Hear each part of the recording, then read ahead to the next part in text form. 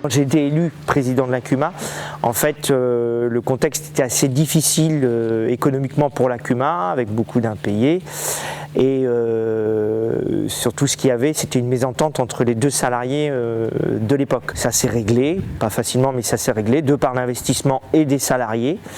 Et de 3 personnes du conseil d'administration qui se sont fait aider par l'animateur de la fédération des CUMA, à l'époque Georges Riga.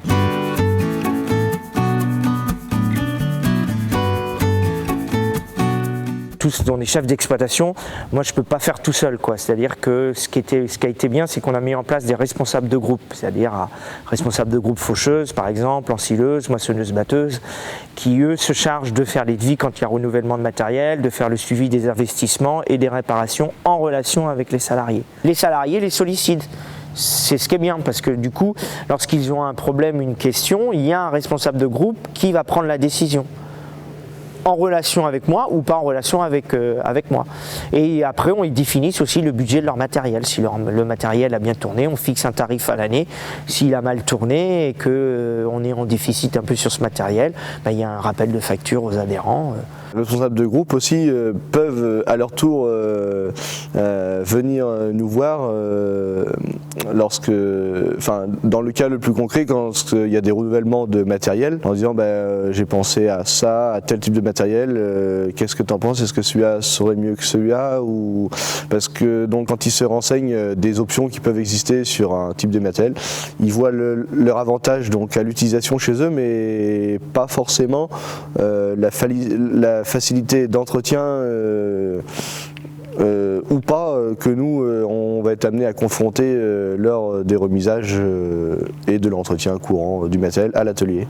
Je fais mon travail au mieux pour que eux puissent faire leur travail aussi chez eux au mieux, quoi, sans être embêtés par une panne mécanique bête qui aurait pu être évitée si on avait jeté un œil. On a cette responsabilité là aussi si par exemple il y a un clignotant qui ne marche pas et que l'adhérent est en train de rentrer sa paille ou son foin et qui veut tourner un carrefour et que le clignotant ne marche pas et que malheureusement il y a une personne qui rentre avec sa voiture ou avec je ne sais quoi d'autre dans l'ensemble agricole, voilà, on a notre part de responsabilité sur cette vérification là.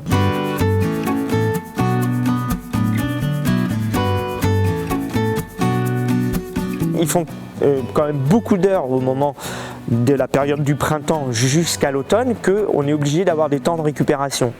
Donc ces temps de récupération, il y a des jours de repos à prendre obligatoires au moment des coups de bourre, mais ces temps de récupération se font l'hiver et ça se passe très bien.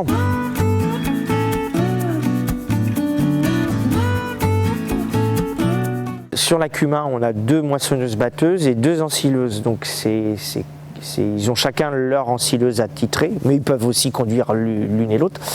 Et leur moissonneuse batteuse, c'est pareil, quoi. Mais là-dessus, sur ces matériels-là, c'est vraiment les chauffeurs qui s'occupent du planning et de l'organisation des chantiers.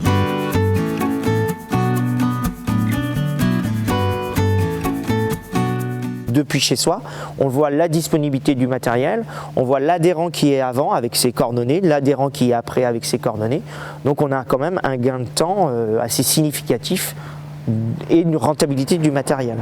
Il peut être disponible plus vite et repartir plus vite chez un autre adhérent. Je pense surtout au matériel de fenaison. En période de foin, c'est essentiel. On est dans la 3e année d'utilisation. Donc là aussi en relation avec les salariés, il fallait que les salariés soient complètement d'accord avec ce nouveau système. Ça fait partie aussi des entretiens. Pendant les entretiens, on en avait discuté.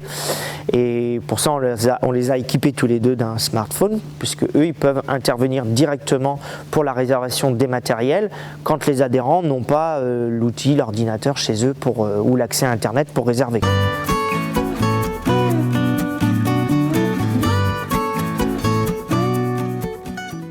Tous les adhérents sont différents et dans leur façon de travailler et dans leur approche avec leurs salariés et dans leur caractère. On a tous nos défauts et nos qualités. Il faut que le salarié, il faut qu'il soit assez souple mais aussi ferme. C'est important.